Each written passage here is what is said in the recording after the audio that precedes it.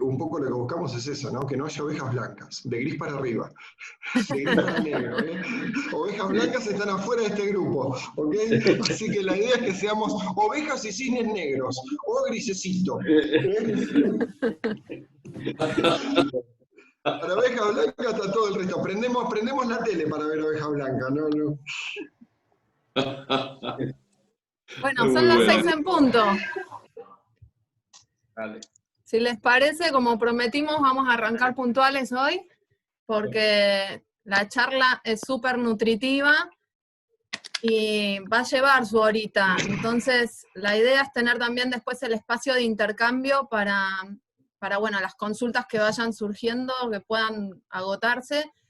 Dado que tenemos un especialista de lujo, al señor Alberto Patiño, sí, no te hagas. Vamos a arrancar ya. Un poquito. ¿Cómo era lo del los dígitos oscilantes, no? Más o menos. Los dígitos oscilantes, me encanta esa imagen. Está bueno. Así que bueno, si les parece, compartimos y Gaby, si querés, empezá vos con la presentación. ¿Te parece? De comunidad Dale, y todo. Dale, perfecto. Perfecto, vamos comenzando. Bueno, un poco a modo de introducción, vamos a tratar de ir rápido con la introducción, no porque no sea importante, sino porque lo que viene después es más importante. Así que como presentación para los que se unen por primera vez, hay algunos clientes, por lo tanto algunos ya nos conocen. La idea de esta comunidad de pares es sentarnos a pensar en equipo, sentarnos a pensar con pares, con titulares de otras empresas, con emprendedores, con gente que tiene responsabilidades de decisión dentro de los diferentes proyectos o las diferentes empresas. Y bueno, este espacio justamente es de intercambio. ¿Sí? Nosotros buscamos cada 15 días traer algún especialista, algún profesional, alguien con experiencia que tenga ideas para compartir. ¿Sí? Como decíamos, para ovejas o cisnes blancos está la tele, así que vamos a tratar de permanentemente traer gente que tenga ideas y que pueda aportarnos a todos, que nos ponga a pensar. Si querés avanzar, Sol, así vamos guiando. La idea de esta comunidad es realmente pensar en equipo, ¿sí? Ahí si queremos pensar entre pares de la mejor forma de volver a la actividad. Bueno, vamos a ser un poco más expansivos o más directos, ¿sí? Queremos pensar entre pares, ¿sí? Y esa es un poco la propuesta. Nos engancha la cuarentena en el medio, estamos en medio de la cuarentena, Dios quiera que no sea el medio, pero realmente la idea es poder pensar, ¿sí? Por eso traemos invitados que realmente nos aporten para ponernos a pensar. En lo particular, yo fui alumno de Alberto, que es el invitado del día de hoy, Alberto Patiño, ahora lo voy a presentar y él contará lo que no está en el slide, pero una particularidad que me tocó a mí como alumno en aquellos años de universidad con Alberto, es que te ponía a pensar. Como cuando uno lee un libro, hay libros que te relatan una historia y hay libros que te ponen a pensar. Hablo de una persona, Alberto es un libro que te pone a pensar. Alberto es una persona que te pone a pensar. Esa es un poco la propuesta para el día de hoy y sé que no es ambiciosa. ¿Sí? Así que entendemos que va a ser muy, muy interesante el aporte. La idea de hoy es justamente lo que estamos hablando, cuál es la comunidad de pares, después tener la entrevista, la charla que va a dar Alberto, vamos a seguir guiándolo, y luego tener, como siempre, un espacio de intercambio para preguntas, para ideas, para justamente esto de ir hilando conceptos en equipo, ¿sí? ¿Avanzamos? Bueno. Ay, perdón. Pasamos rápido por la gente de la consultora. Yo soy uno de los fundadores de la consultora, el director de la consultora. Me acompaña en Soledad, que es quien está manejando el slide, y Pablo Franco, que también es socio y es... Gaby, ¿te congelaste? Me está tirando al humo, ¿viste? Cuando habla de mí. Tiene miedo que le robe la consultora. Claro. Ahí está. Ahí volviste, bueno, como les dije antes, en la previa me estoy peleando con los proveedores de internet, ¿no? Del barrio nuevo donde estoy. voy a tener algún corte cada tanto, pero el que más va a hablar va a ser Alberto, por suerte, así que a él lo van a escuchar. No sé si llegaron a ver el comentario sobre Pablo, pero Pablo es socio de la consultora también y tiene a cargo como consultor líder el área de estrategia y finanzas. Hoy, en particular, está como invitado Alberto. Alberto es contador público nacional de la UBA, tiene 3 posgrados internacionales, tiene una lunga, diríamos, experiencia en finanzas. En particular ha trabajado en una empresa que era prima de la que trabajaba yo, así que en mis años de facultad pudimos hablar de la industria química y tomarlos como ejemplo. Tiene sus 40 años de experiencia en multinacionales. Actualmente profesor de la UBA, Universidad de San Martín y UTN. Yo lo conocí en otra universidad, y también es consultora, así que tiene un montón para contarnos y para compartir con nosotros, Alberto. Alberto, me gustaría que a modo de introducción nos cuentes algo de lo que no está ahí en la placa, ¿no? Sobre vos, sobre tu familia, sobre tu hoy. Bueno, muchas gracias por la invitación. Antes que nada, es un gusto, además que nos conocemos desde hace muchos años. 40 años de experiencia, quiere decir que yo empecé cuando tenía 1 año de experiencia. Sos como Mozart. Sí, algo así, algo parecido. No, tengo 69 y cuando empecé a trabajar muy jovencito, apenas me recibí, a los pocos años me fui de Argentina, en el 79, y como tantos chicos y chicas en esa época, pensábamos que un par de años afuera nos salvábamos, íbamos a ahorrar unos dólares, y en 2 años volvíamos, nos comprábamos el departamentito y estábamos hechos. Bueno, esos 2 años se convirtieron en 25 años. Así que durante 25 años no volví a la Argentina. ¿Dónde Volví. viviste? ¿Dónde viviste? ¿Perdón? Alberto, ¿dónde viviste? El primer destino fue Brasil, el segundo ese fue el primero, como contralor en Double Schlumberger. Después el segundo fue Perú, 1 año nada más. Después fue Colombia, Venezuela. En ese momento después me mandaron a Europa, 6 meses en Francia para conocer la empresa, 6 meses en Inglaterra. Volví, me mandaron a Venezuela, después a Estados Unidos la primera vez, volví a Latinoamérica y después vuelta otra vez a Estados Unidos, y con diferentes empresas, con Dow Chemical, la experiencia que compartíamos con Gabriel, con Double Schlumberger, que era un joint venture de petróleo, con Xerox, en la última parte linda de Xerox, cuando todavía era una empresa, y terminé mi carrera en una empresa americana dedicada a la defensa y a los sistemas aeroespaciales. Trabajamos en algunas cosas no santas para el Pentágono, para el FBI y ese tipo de cosas que preferiría olvidarme, pero siempre en el área financiera. Así que tuve 25 años dando vuelta. Ahí aproveché y saqué los posgrados. El más interesante fue el del MIT, en procesos, por los contactos que te da y porque te revienta la cabeza, la cantidad de buenos pensadores y buenos pensamientos que hay ahí afuera. Y sobre todo por el estilo de enseñanza, que como decía Gabriel, bueno, hay consenso en eso, te dan los elementos para que después uno pueda pensar libremente, no te inducen a lo que uno debe pensar, sino te dan los elementos y te dicen, bueno, aquí tenés las piezas, armá lo que quieras, con estas piezas puedes armar un camioncito, un avioncito, lo que fuera, ¿no? ¿Alguien quiso hacer alguna pregunta o algún comentario? Escuché algo. No, me parece que fue sonido ambiente de alguno de los micrófonos. Ok, perdón. Así que bueno, esa fue la experiencia. Viví en 11 países diferentes.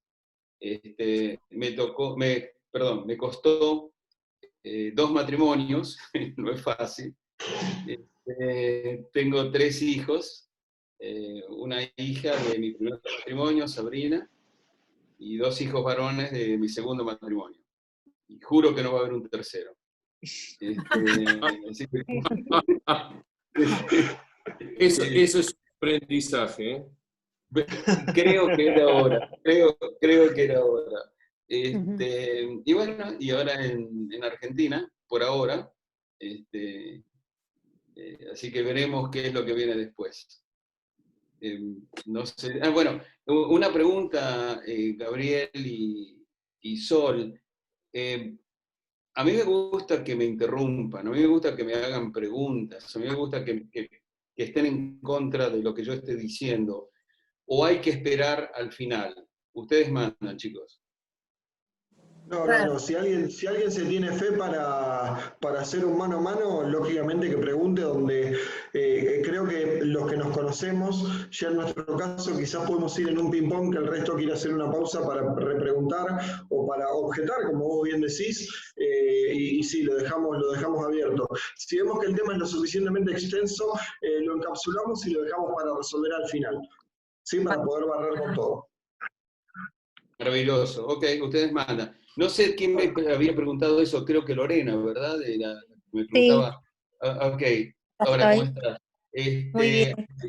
Bueno, la experiencia, de hecho trabajé más tiempo afuera que adentro, y cuando volví, no sé, el amigo de un portero, del tío, del vecino, del guardián de la plaza, me dijo si no quería ser profesor en una universidad, le dije si estaba loco o qué, y eso fue por allá por el 2008, Gabriel, en la UCES.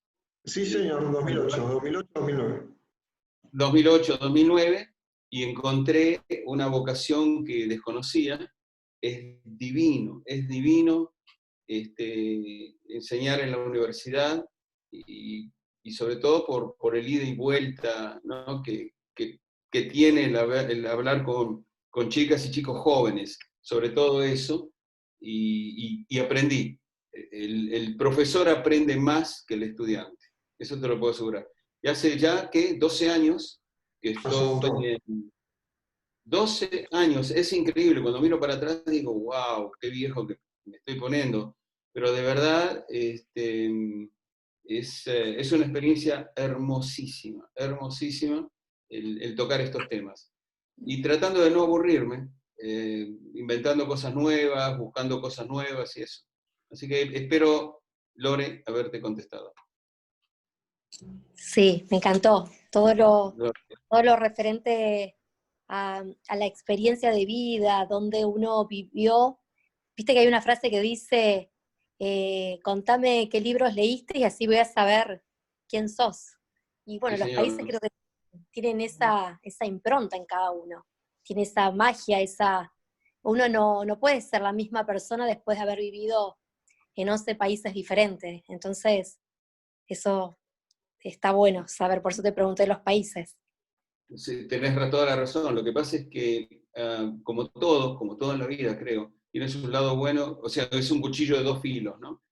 El otro filo es que te sentís extranjero en todos lados, lo cual no es necesariamente malo, ojo, porque lo estás viendo sin la pasión, ¿no? Sin involucrarte, y a veces no involucrarte es bueno. Así que bueno, perdonen si tengo algún sesgo, digamos, no de demasiado involucración en Argentina, pero bueno, eso se aprende.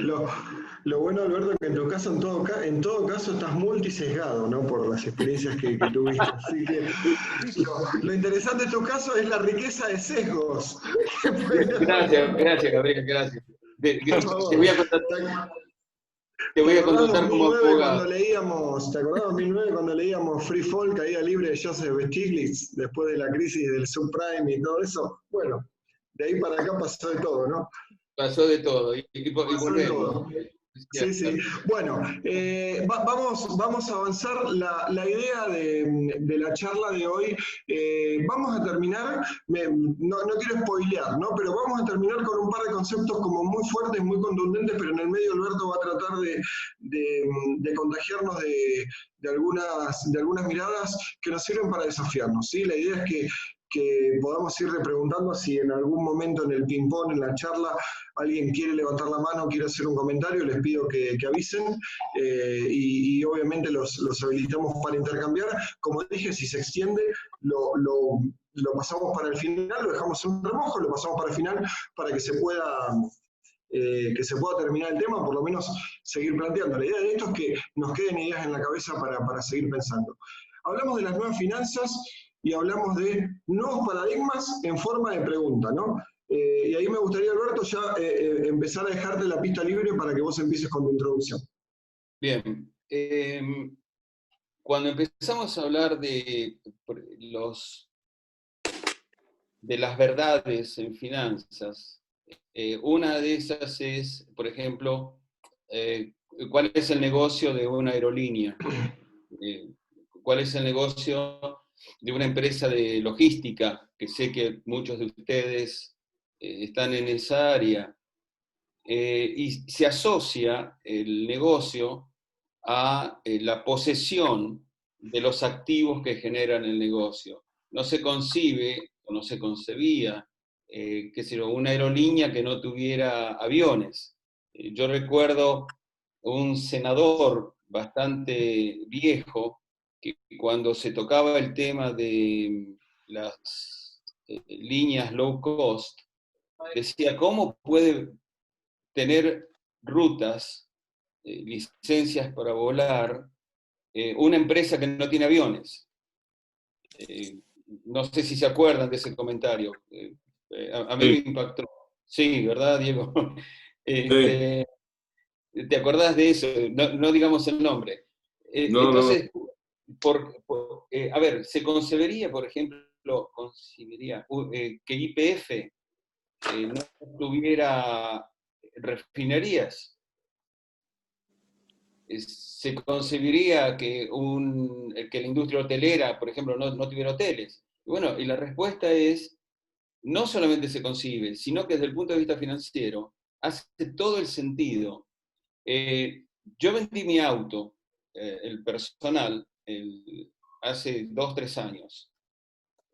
¿Por qué? Porque yo no necesito tener un auto, yo lo que necesito es transportarme.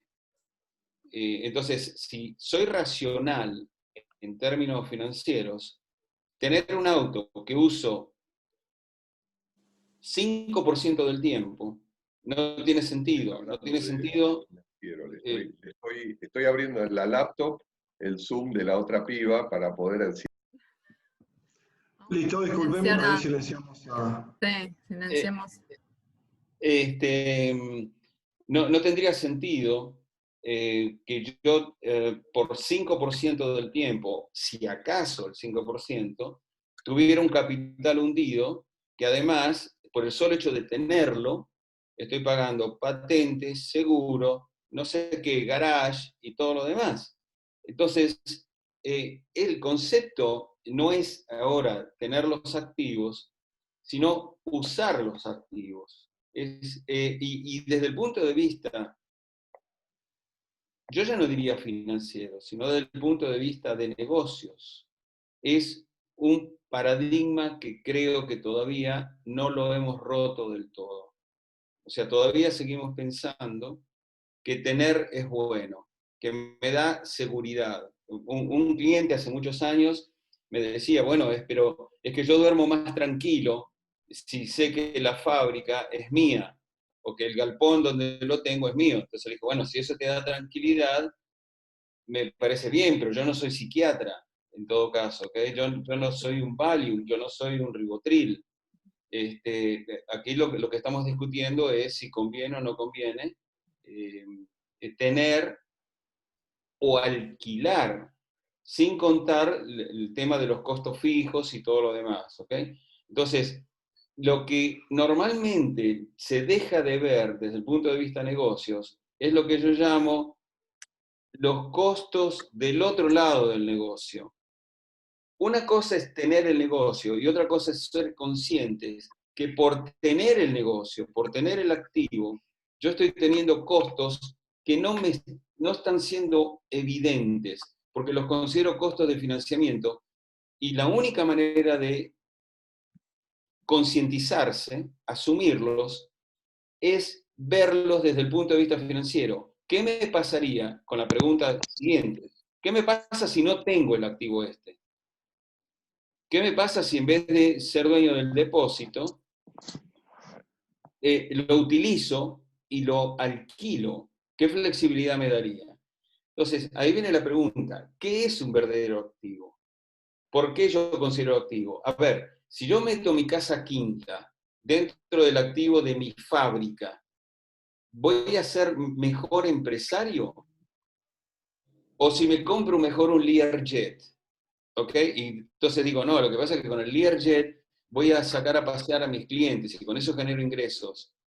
No es cierto, porque yo puedo pasar a pasear a mis clientes alquilando un avión, si fuera el caso, pero la prueba de fuego para decir esto que yo poseo, que yo tengo, es un activo, es solamente si me genera ingresos.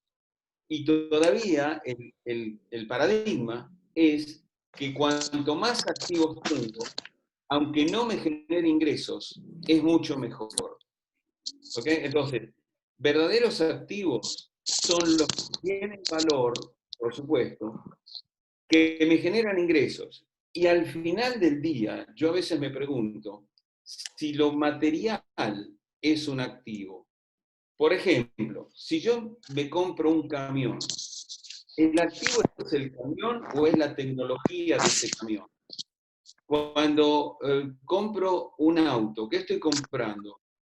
¿La tecnología o estoy comprando las latas y el plástico que significan ese auto? Entonces, cada vez más, el activo se convierte en el concepto de el diseño, es decir, la parte intelectual de lo que se construye. El activo es la idea, el activo es la patente, el activo es el software.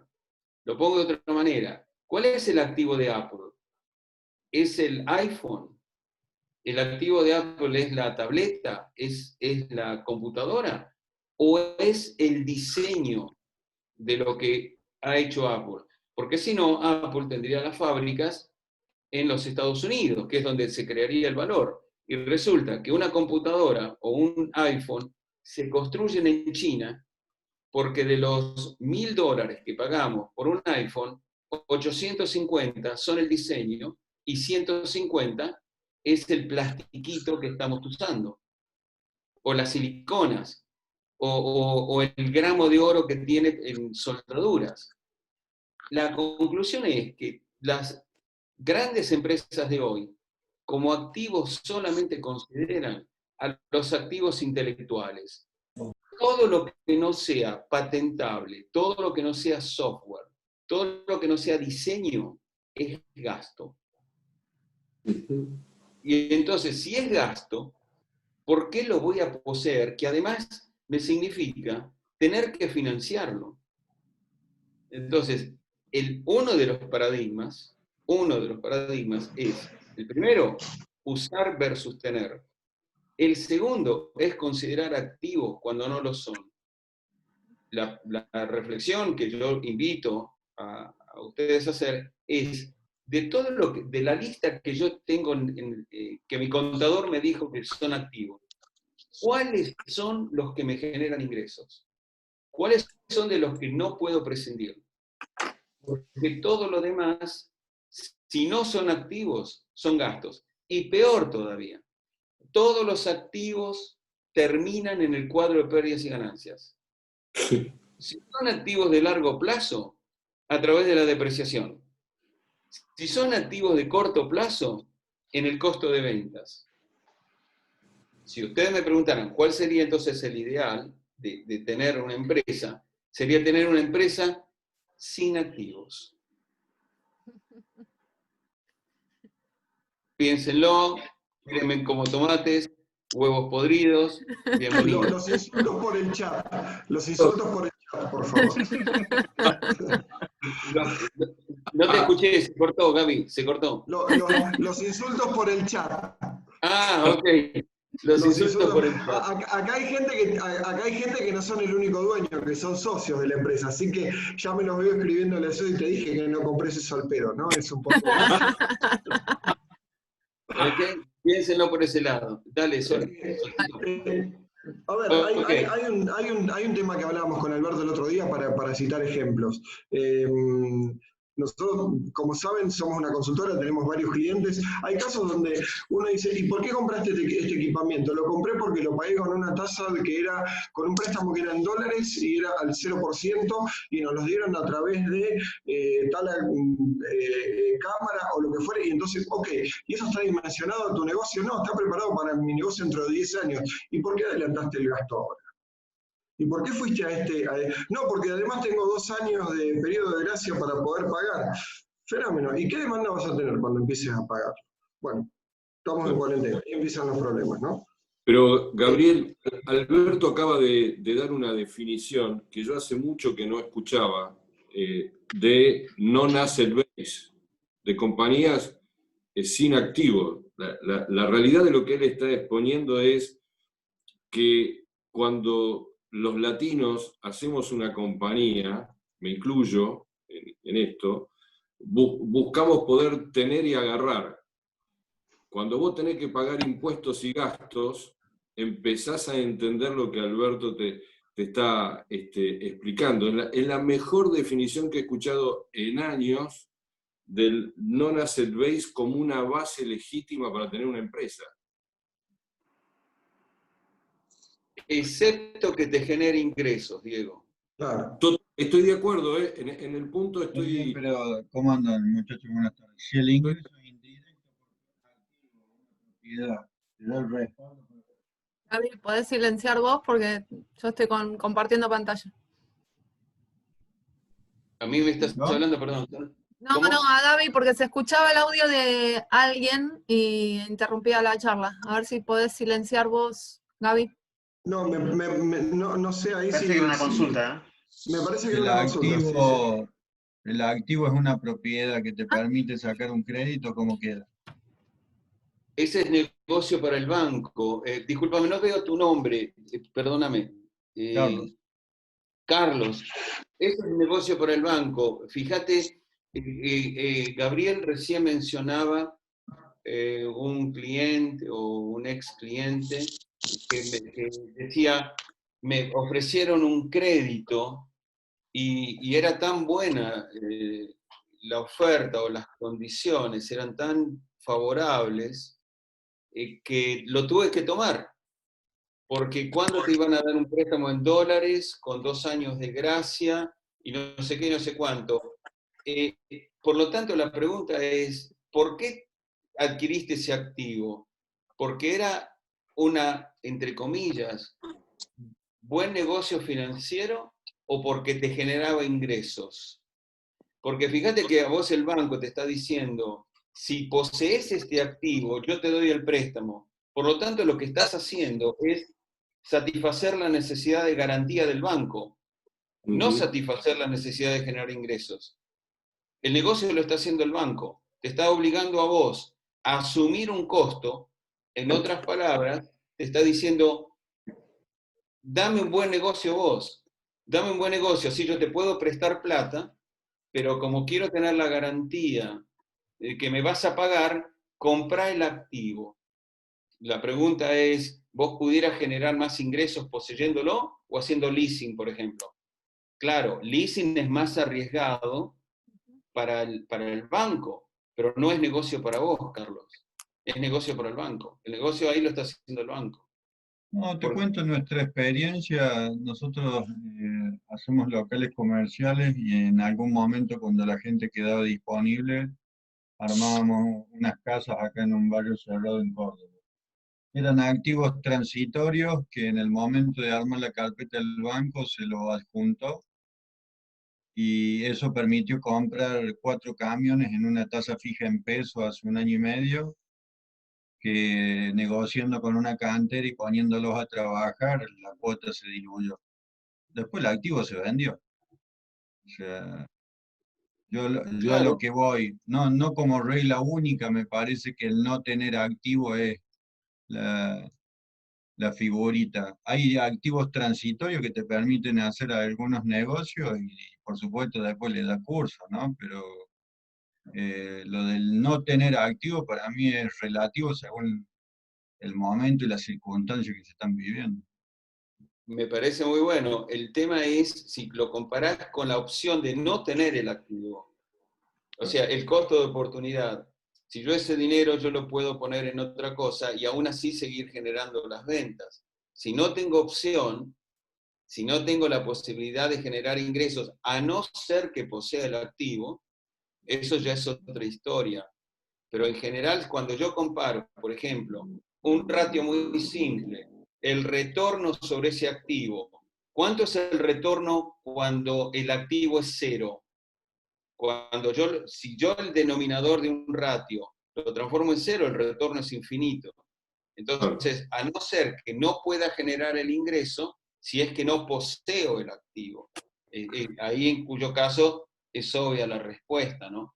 Entonces, ampliando el concepto, sería, mi objetivo sería no tener o tener la menor cantidad de activos, pero manteniendo las ventas como el objetivo último. ¿Ok? Si no puedo generarlo, las ventas, a no ser que posea el activo, entonces en ese caso, bueno, no me queda otra. Pero pensándolo desde el punto de vista financiero, cuando cuando calculo el retorno para el accionista en la creación de valor, básicamente, cuanto menos activo tengo, estoy en el mejor de los mundos, porque el retorno sería infinito. Es como que genero ingresos sin haber puesto ninguna inversión. Sin poner dinero, claro. Claro. Está bien, pero en ese caso, si tu negocio tiene un cupo o las capacidades de tu gente tienen un cupo para generar ventas, ¿qué haces con las ganancias, digamos? Tendrías que generar un negocio paralelo con esas ganancias para poner el diferencial que te queda con uno y generar nuevas ideas en otro rubro, para no seguir Brillante, teniendo Carlos. activos. Exactamente, eso es lo que te iba a decir, es generar nuevos negocios, crecer. O sea, quedarse ya no es una opción. Yo no puedo ya en este mundo, en el siglo XXI, decir, estoy satisfecho con el tamaño que tengo. O crezco o muero. Entonces, esa generación de caja es utilizarla para ganar nuevos mercados. Es esa la competencia en la que están. Por ejemplo, ¿cuál es una de las debilidades que tiene Apple? Que está sentado sobre 300.000 millones de dólares y no saben qué negocio invertirlo, lo cual es preocupante.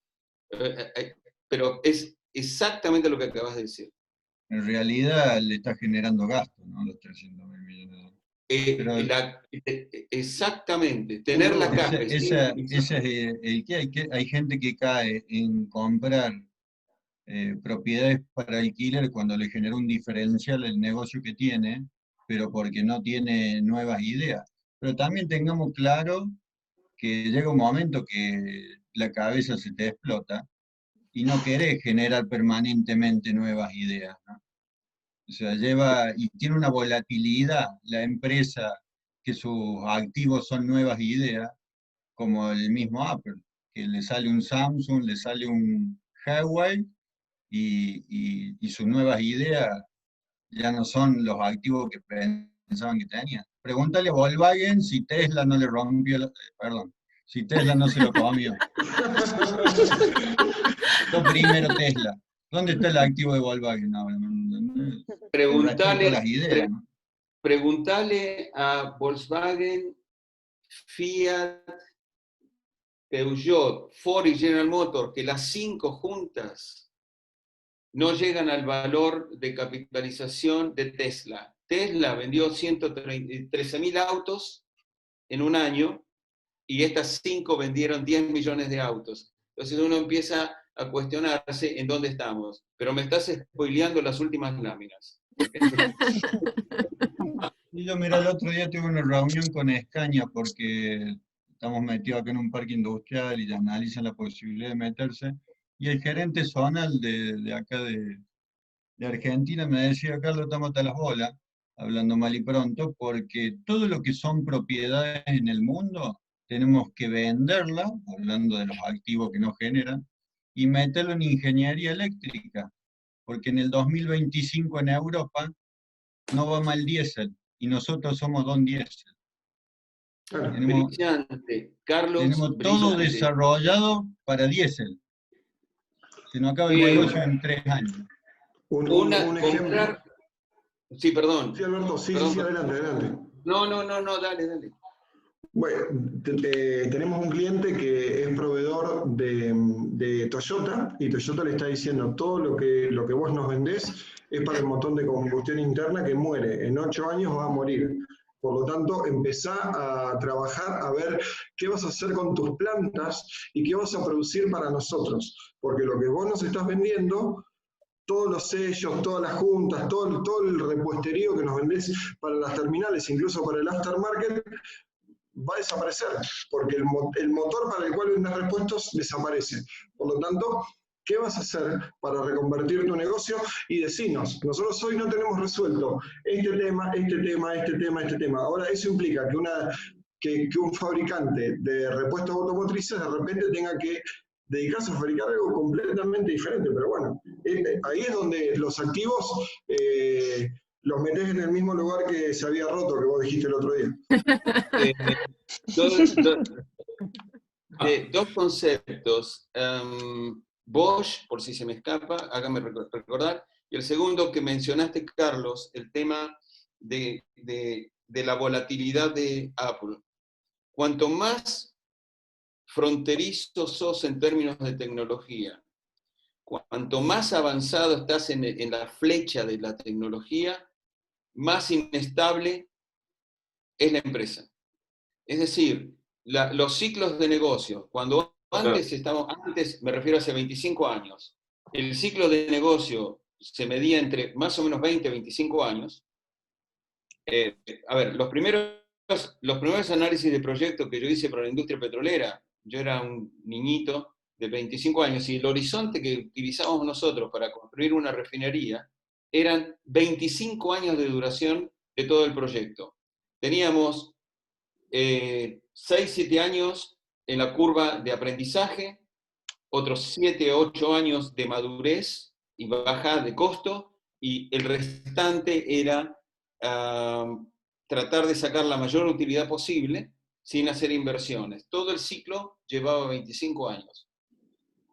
Hace unos 20 años, eso hace 40, hace 20 años el ciclo se achicó a 10. En 10 años, hoy, entran 3 ciclos de 3 años. Quiere decir que lo que yo antes tenía 10 años para crecer, madurar y salir en un producto, ahora lo tengo que hacer en 3. Quiere decir que tengo 1 año para crecer, 1 año para reducir costos y hacerme eficiente, y 1 año para aprovechar todo lo que aprendí. En 3 años es lo que dura un producto a nivel mundial. Y cuanto más tecnológicamente avanzado estoy, más corto es el periodo. Entonces no es solamente un problema de renovación tecnológica, es un problema de generar flujos de caja lo antes posible. Yo no tengo 10 años para generar caja. No todos los rubros son así, ¿no? El campo no le pegó así. El campo sigue prácticamente igual. No, difiero. Yo tengo campo, crío vacas y comparto 100% el punto de Alberto. La liquidez de los activos te da la posibilidad de generar negocios. Porque la velocidad que dice Alberto, a mí me llevó 12 años poder tener mi establecimiento con registro de productor agropecuario para exportación. Y 12 años, y hice todo para cubrir 10 años, la explicación que Alberto daba 25. Y hoy una vaca para ir al mercado tarda 3 años, ¿sí? Desde que va al vientre, se la desteta, se la lleva a los 200 kilos, se la pone en el proceso de salida Hoy tengo que buscar un negocio que sea menor a 3 años. El activo, que son las 4 cosas, en el proceso, si se muere, pierdo de dinero. Entonces, la diversificación de negocios, la eliminación de activos, te da la posibilidad de salir de tu negocio, de que tu negocio sea una parte de tus ingresos, ¿sí? Tal vez como antiguamente, y Alberto lo debe saber, 1/3 en una cosa, 1/3 en otra, 1/3 en otra parte. Entonces, esa liquidez que te genera el no tener activos. Yo tengo la tierra, necesito la tierra para que la vaca coma, pero no tiene por qué ser mía la tierra. No tiene por qué ser tuyo, correcto. Exactamente, ese es el punto. Ese es el punto. Y yo cambié mi negocio en los últimos 5 años, donde tengo una parte que es mía, porque vivo en ella, pero el 80% ya no es mía. Entonces, la realidad es esa. Entonces, de ese activo sigo generando. Por eso digo que es sumamente interesante la definición de Alberto de eliminación de activos, o de usar los activos que te generen renta. Pura renta. Pura renta, puro ingreso. Pero repito, mi función cuando Soledad y Gaby me invitaron es provocarlos. No tengo la verdad, colegas, por favor, ni por asomo, tengo ni el 1%. Simplemente se los tiro, piénsenlo, debátanlo y considérenlo como una posibilidad más, ¿no? Como una Sí, la probabilidad. verdad que está bueno pensándolo como lo acaba de decir Diego. Tengo un conocido en la Bulaya que tenía campo, se lo alquiló a la aceitera General Deza, y él se lo siembra y él se lo cosecha como contratista, ¿no? Claro, claro. Carlos, el ciclo de un animal para ir al frigorífico son 36 meses. Es mucho tiempo. Y a ese animal no le puedo poner techo, no lo puedo proteger, pero le tengo que poner sanidad, le tengo que poner piso, le tengo que dar de comer, que no se me inunde. Es decir, el riesgo que tengo es muy alto de ese animal. Entonces, parte de ese riesgo lo asumo, que ese es mi negocio. Pero no puedo hacer más ya, no me puedo sentar hoy a pensar en un negocio a 12 años como lo hice hace 12 años atrás o 15. Esa es la realidad que nos plantea Alberto. Más allá de que si es cierto o no del activo, yo aprendí en mi negocio y me diversifiqué. Hoy tengo un negocio de tecnología que nada tiene que ver con el campo, tengo una consultora en ingeniería logística que nada tiene que ver con el campo, porque tuve que diversificarme en la medida que si yo me quedaba con mis hectáreas, con mi cantidad de patas, me moría. No había forma que yo pudiera sostener un negocio a largo plazo, o lo llevo, Carlos, a la historia de la Argentina de cómo se dividió la tierra. Nosotros seguimos manteniendo el sistema romano, que cada vez que alguien se muere, la tierra se divide por los herederos. Entonces vos vas eliminando unidades económicas de tierra por ese principio. En cambio, aquellos países que se mantuvieron bajo el Commonwealth mantienen la tierra porque lo importante es la generación de ingresos. Entonces, lo hereda el primero de la familia para que pueda seguir ese proceso económico. Nosotros hacemos siempre particiones de cosas en ese sentido. Me parece que lo valioso de lo que plantea Alberto en cuanto a los activos es buscar diversificar con la eliminación de los activos, porque hoy los ciclos de negocio son muy chicos, son muy cortos, y cada vez van a ser más cortos todavía. Cada vez va a ser más corto. Alberto, ahora te dejo seguir, les marco la campana para que Alberto continúa lo que estabas diciendo, perdón que te interrumpí, y luego seguimos con la presentación. Pero dale, terminá la idea que ibas a tirar. No, complementarla con lo que Carlos planteó hace unos minutos, que dijo, ajá, ¿y qué haces con la plata? Porque él respondió a mi provocación de decir que no es una opción el quedarse con el tamaño que uno quiere, sino que en este momento o creces o te morís, y él mismo se dio la respuesta, dijo, tengo que seguir buscando nuevas opciones. Agrego a lo que dijo Diego, a lo que dijo Carlos, ¿ok? Yo juntaría esos dos conceptos. Los ciclos cada vez más rápidos, porque estamos hablando de que antes era una frecuencia larga que llevaba 10 años. Ahora en 10 años me entran tres ciclos. ¿Y qué hago con la caja que genero? Tengo que seguir expandiéndome. No hay opción. Jeff Bezos, ¿okay? Que empezó hace 20 años arrodillado en el garage, hoy se está metiendo en mandar cohetes a la luna. Elon Musk con la misma historia, y no es porque necesiten ganar $100 millones más. No, ese es el punto. No pueden parar. Te va para arriba o te va para abajo, no hay mucha opción. No tenés nivel de flotación, Carlos, tenés razón. Ok, listo. Sol, estás demorada, vieja. ¿Qué pasa? Que no, ¿viste? No me dejan. Yo tengo ahí, yo puse cuanto más grande mejor, y no me dieron ni 5 de bolilla. Así que. Entonces, el punto es, ok, entonces, más grande, ¿qué significa tener yo un negocio más grande? Por favor. Sol, sí, dale, Sol. Ok, esto significa. El tamaño. A ver, ¿cómo es la prioridad? ¿Cómo es la secuencia hoy en finanzas? Es ventas. Ventas es el driver de todo el resto. ¿Por qué? Porque cuando yo determino ventas, lo segundo que tengo que determinar es el negocio que me va a generar las ventas. Y el tamaño del negocio que me va a generar las ventas me genera lo tercero, que es la financiación que voy a necesitar para ese negocio. Entonces es ventas, el negocio que me va a generar las ventas y la financiación de ese negocio. No es al revés. ¿Cuántos de nosotros conocemos gente que dice, tengo este camión, voy a salir a buscar a ver en qué lo puedo usar? Tengo esta máquina, a ver qué puedo hacer para salir a venderlo.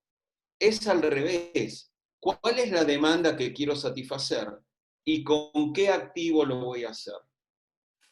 Ese es el concepto que hoy tienen los chicos, los emprendedores nuevos. Encuentran intuitivamente, diría, una necesidad para satisfacer.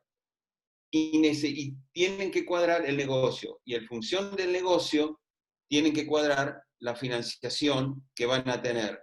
Por lo tanto, cuando yo determino el negocio, tengo que saber que del otro lado de la frontera tengo que financiarlo. Lo que los contadores llaman pasivo y patrimonio neto, los financieros los llamamos deuda o apalancamiento y equity. Lo que queremos mostrar en esta laminita que llamamos WACC.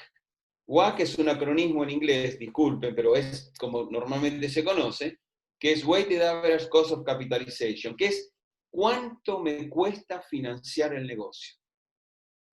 El mensaje es que tendría que haber un match entre el activo de corto plazo, lo que se llama el activo táctico, y cómo lo financio. Si es corto plazo el activo, tendría sentido financiarlo a corto plazo.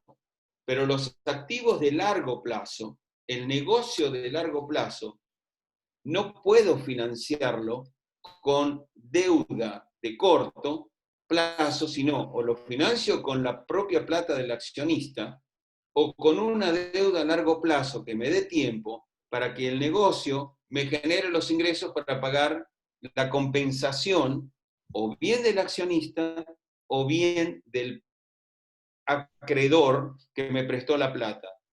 El otro mensaje que ustedes ven aquí, 2 cuadraditos sobre su derecha, es, si yo financio con deuda, en este caso sería un apalancamiento del 80% y el equity, o sea, el patrimonio neto, del 20%, versus un financiamiento de 30% deuda y 70% de equity. Ustedes van a decir, ¿cómo puedo pasar de tener deuda 80-20 a deuda 30-70? ¿Cuál me conviene más? Y la respuesta es, tengo que eliminar, denme un minuto, las fotos. Ok. El WACC, ¿qué significa? En el caso de que yo me financie con deuda 80%, supongamos que la tasa de interés sea del 40%, ¿cómo juega 80% de deuda por el 40% del costo de interés y... ¿Hola? Hola, hola. Sol. Sí, ¿Se me cayó, quedé. cariño? Me caí yo. Sí. Ahí va. Vamos de vuelta. Me quedé sin internet un segundo. Escucha bien ahí. ¿Eh? La tecnología. Puede fallar, Mirá, dijo Tuzán. No hay, Son no las hay, vacas blancas que están atacando. no hay como las clases presenciales. ¿Te das cuenta? Se puede fallar. Ok. El tema es el siguiente. Miren esto. Primer concepto. El retorno que debe pedir un buen capitalista tiene que ser superior a el rendimiento que obtendría por poner el dinero sin riesgo en un banco, porque el riesgo es mayor, y Diego lo mencionaba recién, lo asumía como riesgo de negocio, la compensación tiene que ser mayor. A mayor riesgo, mayor retorno. Ese es el concepto. ¿Qué es el WACC? El WACC significa que por la deuda el costo es 80% la ponderación por el costo de 40%. Y el equity, o sea, el patrimonio neto, que es el 20% de ponderación, por el retorno del 50%. 80 por 40 es 32. 20 de 50 es 10. El costo de financiarme 80-20 al negocio del 100 es 42%. ¿Qué pasa si yo en vez de financiarme más deuda que equity, hago la típica pyme argentina? Poca deuda, mucho equity. 30% por 40, 12. 70% de equity. Por el 50% retorno, 47. Me sale más barato financiarme con deuda, porque además aquí, por efectos prácticos de esta charla, no la estoy ajustando por impuesto a las ganancias, porque como los intereses son deducibles del impuesto a la ganancia, yo pudiera decir que cuanto más impuesto a las ganancias yo pago, más barato me sale la tasa de interés. ¿Okay? Es lo que se llama el efecto impositivo en la tasa de interés. El mensaje sigue siendo el mismo. El apalancamiento tiene un efecto positivo en cuanto me cuesta financiar el negocio, con una salvedad. ¿Cuál es la salvedad? Que el accionista sea capaz de pedir un retorno superior a la tasa de interés. Porque el retorno muchas veces en Argentina no es posible obtenerlo por las condiciones. La otra consecuencia es que la tasa de interés actúa como un inductor del retorno del accionista. En otras palabras, cuanto más alta sea la tasa de interés, más alta va a ser el retorno que el accionista pide. Con lo cual hace más caro al negocio, porque cuánto flujo de caja tiene que generar para ser rentable al negocio, descontándolo una tasa del 40%. El narcotráfico, probablemente. Pero fuera de eso, ninguna otra cosa. Perdón, pregunta, por favor. Clarísimo. Muy claro. Hay un tema que le cuesta ver a al empresario, nosotros lo notamos mucho, Alberto, y lo hemos discutido también en privado, esta cuestión de que el empresario suele decir, pero no la pido en el banco, la pongo yo el dinero, por lo tanto la financiación es cero. No, no es cero, porque si vos tenés dinero en la mano, lo tenés que invertir, entonces hay un costo de oportunidad que nunca es cero. El buen capitalista tiene que pedir un retorno que va de acuerdo con el riesgo de su negocio y nunca inferior a la tasa que recibiría sin riesgo. Por eso es que hay tres tipos de retornos. El retorno histórico, a lo que está acostumbrado el accionista a recibir. El mínimo aceptable, que debería ser el retorno por poner la plata sin riesgo en un banco. Y el retorno esperado, que es lo que el accionista espera recibir realistamente. Lo que llamaríamos comúnmente el TIR. La TIR, la tasa interna de retorno, que sería el ROE esperado. Pero está el histórico y está el mínimo aceptable. ¿Ok?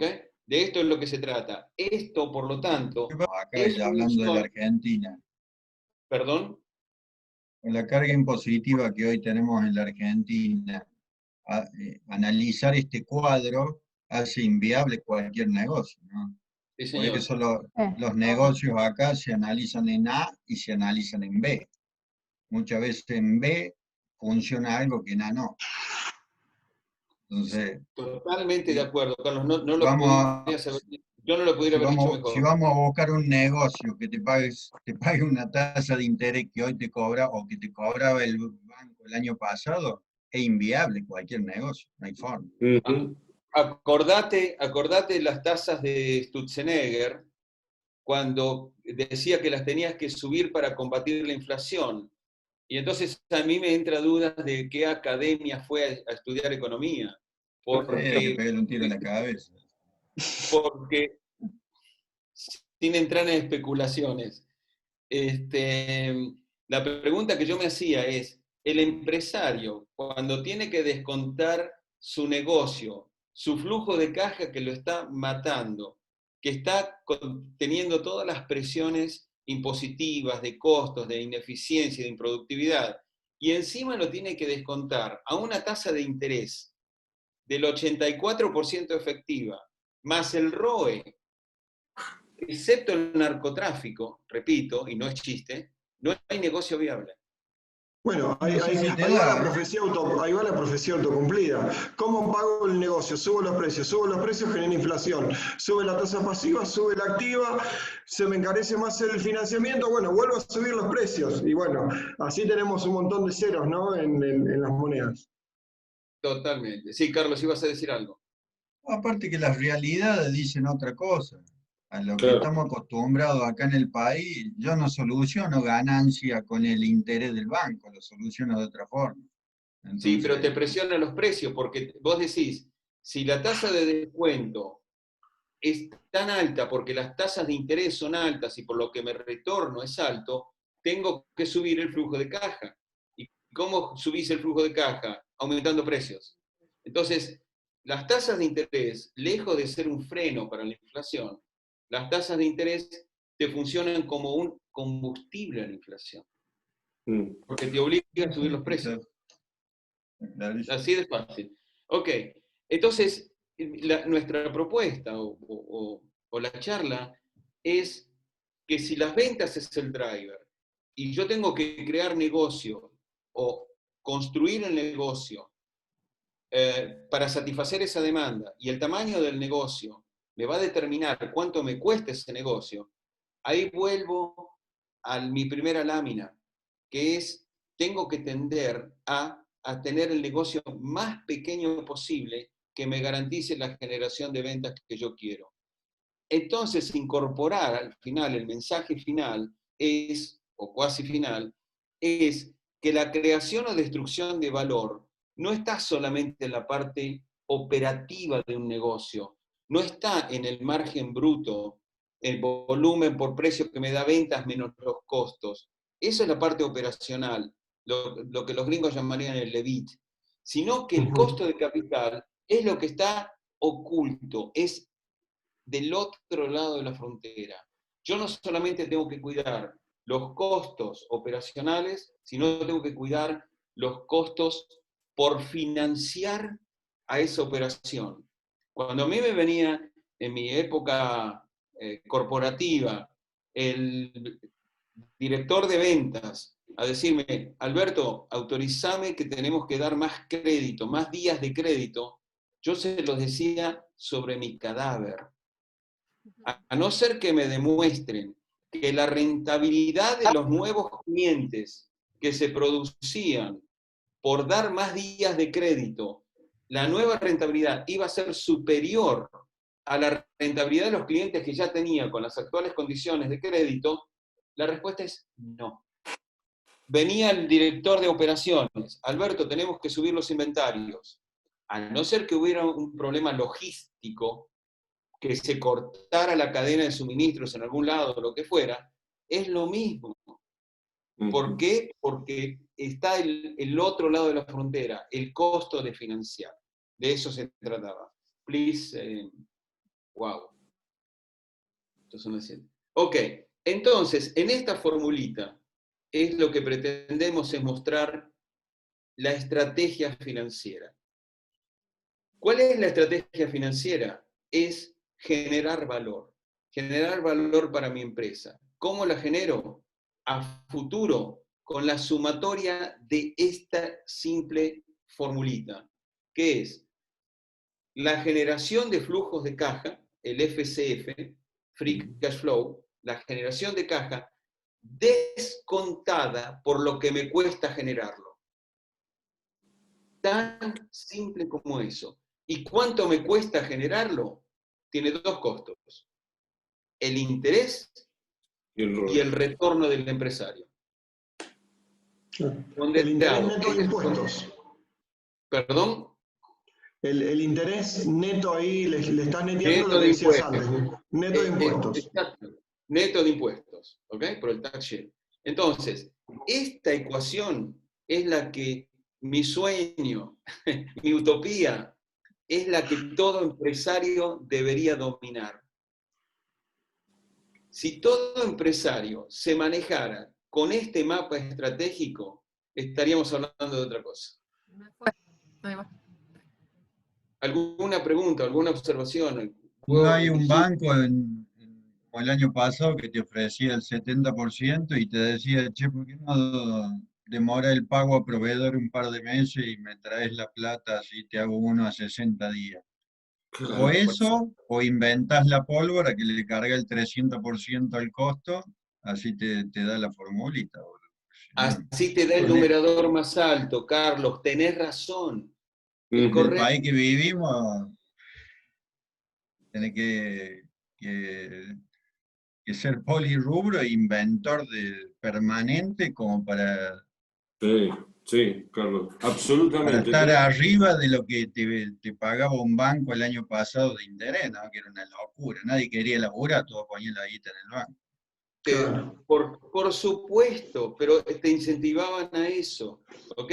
Por eso es que a esta laminita la llamamos el mapa estratégico, porque si todos los empresarios, desde el punto de vista financiero, y no estoy haciendo consideraciones logísticas, por ejemplo, de los cortes de las cadenas de suministro, ni que con Fukushima se cortaron los suministros tecnológicos en Japón y todo lo demás. No estoy hablando de eso.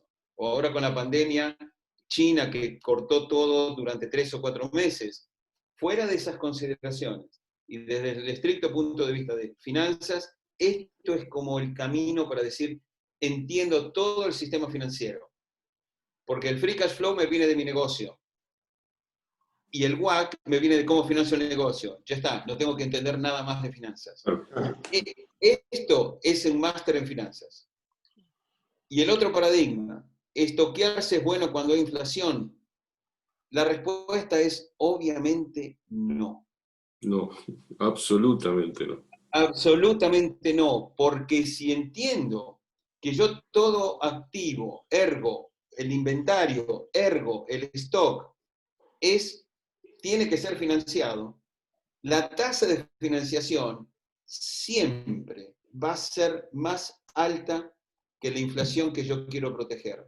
¿Por qué? Porque adentro de la tasa de interés está la inflación. Si no, no existirían los bancos. Todo tu costo de acarrear inventario está inflacionado. No solamente tenés razón, Diego, en la parte el costo directo que uno percibe, sino el que no percibís, que está oculto, que es el de financiamiento. ¿Ok?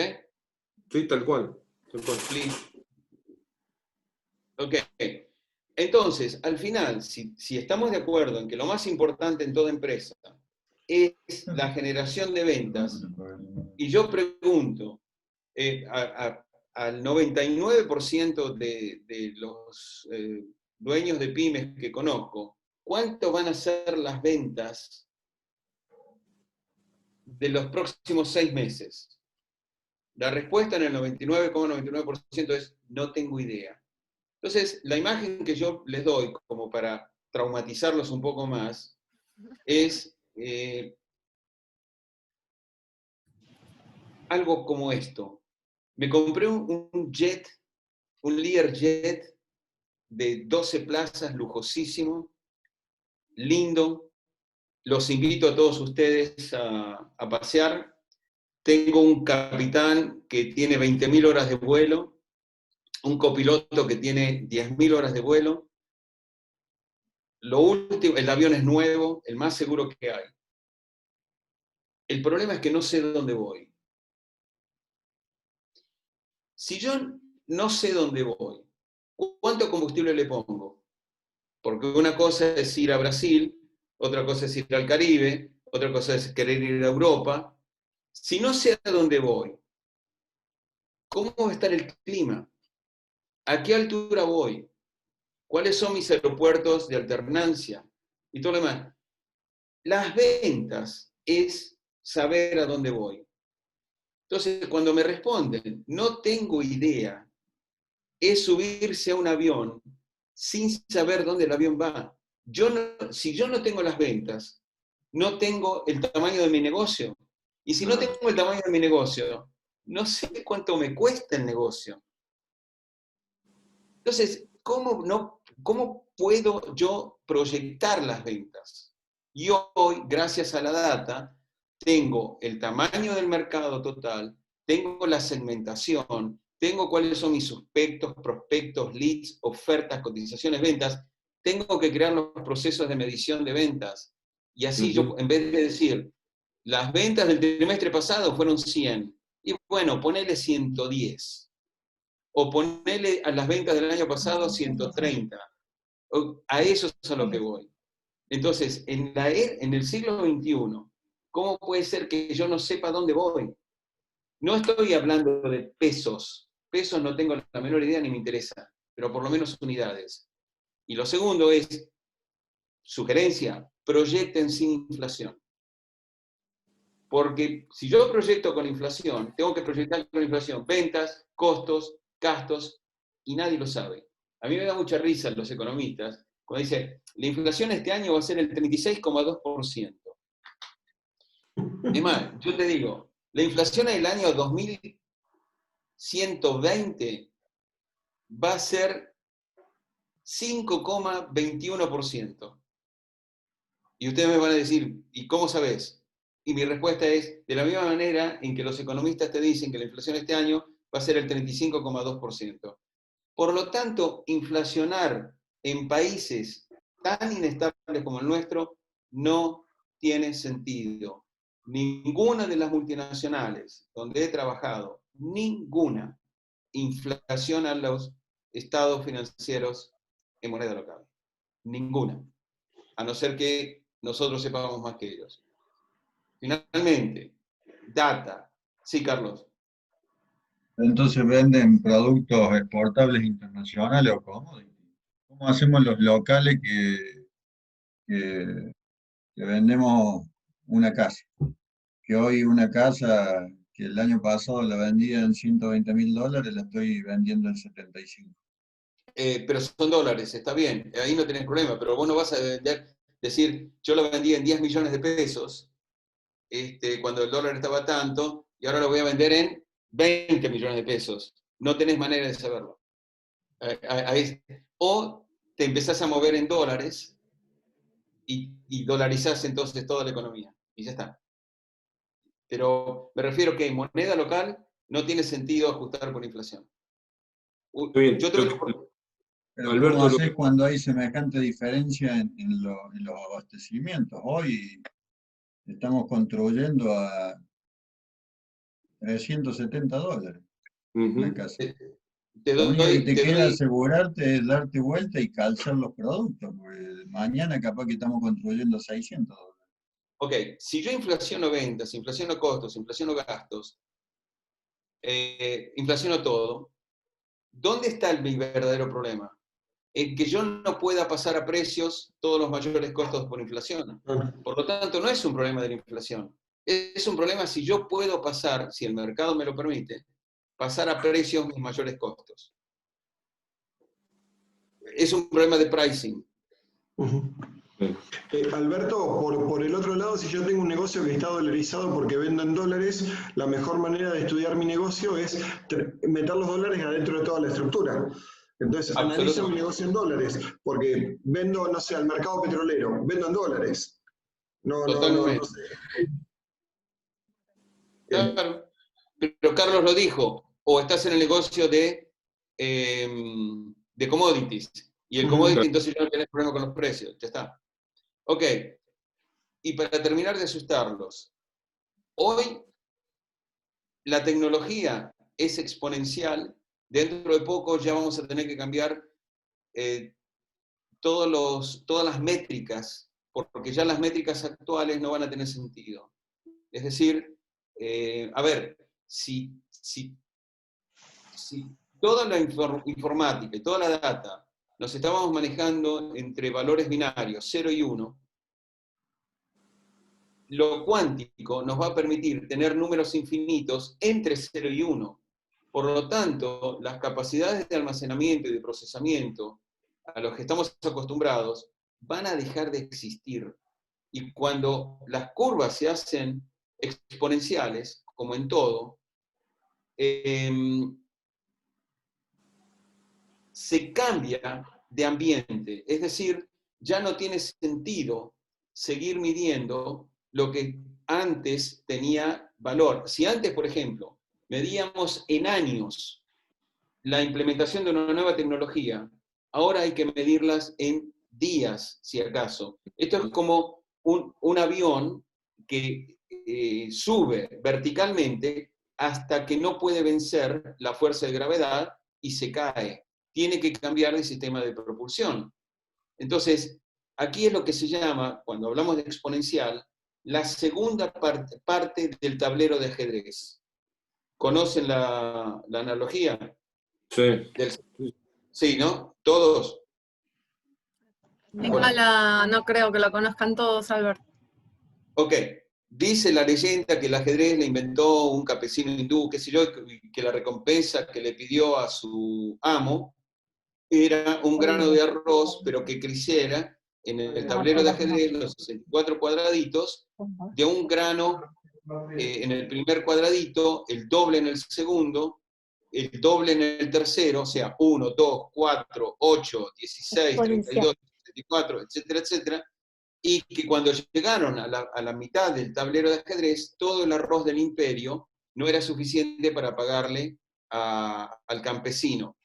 Entonces, se dice que hoy estamos entrando en la segunda mitad del tablero de ajedrez, porque el progreso tecnológico es exponencial primero, digital, o sea que ahora el dígito está reemplazando la materia.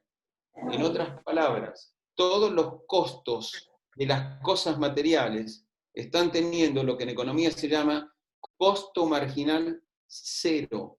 Las materias primas están tendiendo a valer cada vez menos, excepto el diseño. Un BMW hoy vale por el diseño en Europa y no por el material con el que está construido. como un ejemplo estúpido. Y lo otro es que es recombinatorio. Voy a dar el ejemplo que doy siempre. Waze. ¿Conocen Waze, la aplicación? Sí. Ok. Waze es la recombinación de la cartografía digital, que viene de la guerra de Vietnam, los teléfonos celulares, los smartphones, o sea, los inteligentes. ¿Por qué? Porque el teléfono inteligente se comunica entre ellos sin necesidad de que nosotros estemos. Por lo tanto, el Waze es la combinación, sí, y el teléfono celular que existe de los años 80. Por lo tanto, no hemos Los visto nada. satélites, Albert. ¿Perdón? Los satélites, que también. Los satélites, la cuarta, tenés razón. Y lo cuarto son los satélites. Resulta que cuando combinamos los cuatro, nos da como una aplicación Waze. Cuando tengamos el 5G, ahí vamos a empezar a ver que todas las tecnologías se van a empezar a combinar entre sí.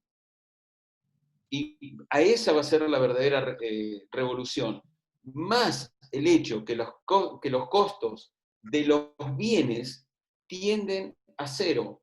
Por lo tanto, lo único que va a tener valor y que lo va a mantener es el conocimiento, aquello que podamos patentar. Es todo un tema. ¿Cuándo le cambio la turbina al avión o lo dejo que se caiga? Probablemente tengas un robot que te la cambie. ¿Cuándo lo hago? Un ejemplo con esto, si me permiten compartir, charla de hace 20 días con un empresario y un amigo en común. Estábamos armando una presentación entre los tres, metiéndole cabeza a armar una presentación internacional.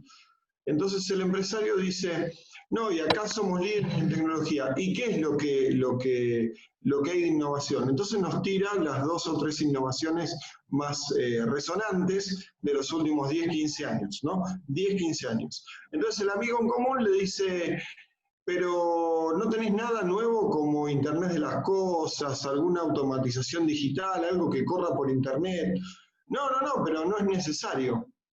Yo secretamente después miro en Europa las empresas que están en el mismo rubro y veo que ya hace 5 años que tienen digitalizadas varias aplicaciones. Ese es el cambio que tiene que dar el empresario argentino, por sobre todo en términos de innovación. Es decir, meto el dinero donde realmente, como dice Alberto, multiplica y donde realmente hace algo patentable, donde uno puede proteger esa inversión. En fierros no está protegida en absoluto la inversión, ¿no? O de lo que ustedes quieran. Como hablábamos con Diego Valeto hace unas semanas atrás, hoy mover datos es mucho más barato que mover átomos. Y los datos valen más que los átomos. Entonces, todo lo que es información vale mucho más que todo lo que es físico. Esta pregunta del amigo en común lo dejó al empresario sin respuesta. Obviamente lo negó, porque el sesgo cognitivo es negarlo, es distinto. Entonces, yo estoy innovando. ¿no? Entonces la propuesta es incorporar estos conceptos que son financieros, es más, son económicos, ¿ok? Porque el costo marginal tendiendo a cero es una teoría económica, pero que la economía, digamos, es la mamá y la hijita es la finanza, es el árbol genealógico, ¿no? La demografía que condiciona la economía y la economía que condiciona las finanzas. Entonces, incorporar esto que está sucediendo, ¿ok?